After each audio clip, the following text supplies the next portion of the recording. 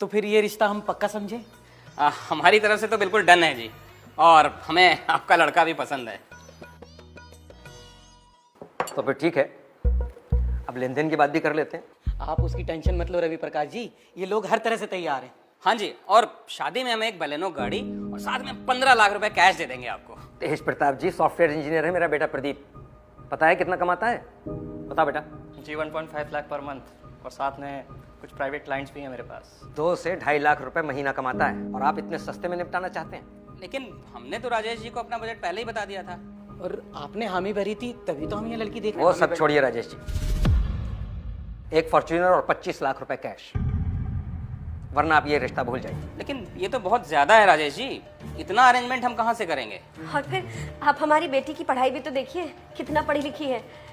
BEd कराया हमने उसे, और भगवान ने चाहा आज नहीं तो कल नौकरी भी लग जाएगी। लग जाएगी, लगी तो नहीं है ना?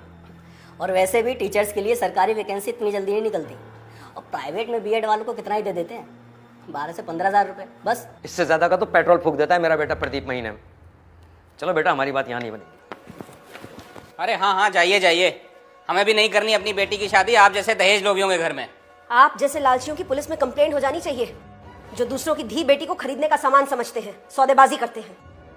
क्यों ना करूं सौदेबाजी? क्या ये सॉफ्टवेयर इंजीनियर मुफ्त में बन गया? लाखों रुपए खर्च किए मैंने इस पर। अरे तो खर्च किया है तो क्या, वो सारी भरपाई आप लड़की वालों से करोगे क्या? अरे शर्म आनी चाहिए आपको। शर्म मुझे नहीं, आपको आनी चाहिए। लड़के वाले अगर गाड़ी और पैसा मांग लें तो वो दहेज लोभी हो जाते हैं, और आप लोग लड़के के लिए जो डिमांड रखते हैं उसका क्या? ये लड़की सुंदर है। राजेश जी, इस लड़की से बात चलाइए। रवि प्रकाश जी इसे छोड़िए, आप कोई दूसरी लड़की देख लीजिए, क्योंकि इसके घर वालों को जो लड़का चाहिए वो डॉक्टर, इंजीनियर या आर्किटेक्ट होना चाहिए, जिसकी सैलरी 1.5 से 2 लाख रुपए हो। और बाकी आजकल आपको तो पता ही है, गाड़ी, बैंक बैलेंस, घर हर कोई देखता है। कितने अजीब नियम है हमारे समाज के।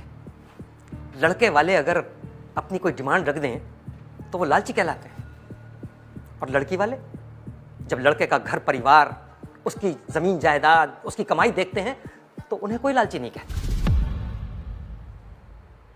अरे कंडीशंस रख दी जाती हैं कि लड़के की फैमिली छोटी हो, इकलौता हो तो और भी अच्छा।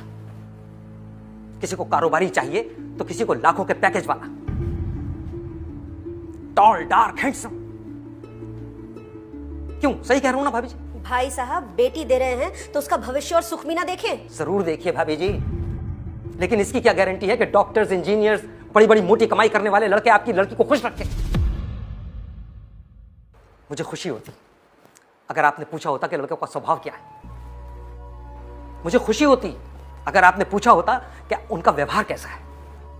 क्या लड़कों का विचार, उनका व्यक्तित्व, उनका स्वभाव कोई मायने नहीं रखता?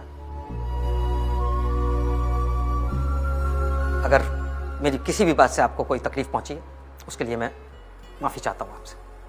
मैं यहां किसी दहेज वहेज के लालच में नहीं आया था। मुझे तो आपकी लड़की की फोटो देखते ही पसंद आ गई थी, इसीलिए मैंने राजेश जी से कहा। लेकिन जब राजेश जी ने मुझे आपकी शर्तों के बारे में बताया तो मुझे बहुत दुख हुआ। मैंने सोचा कम से कम एक बार आपको सच का आईना दिखा दूं।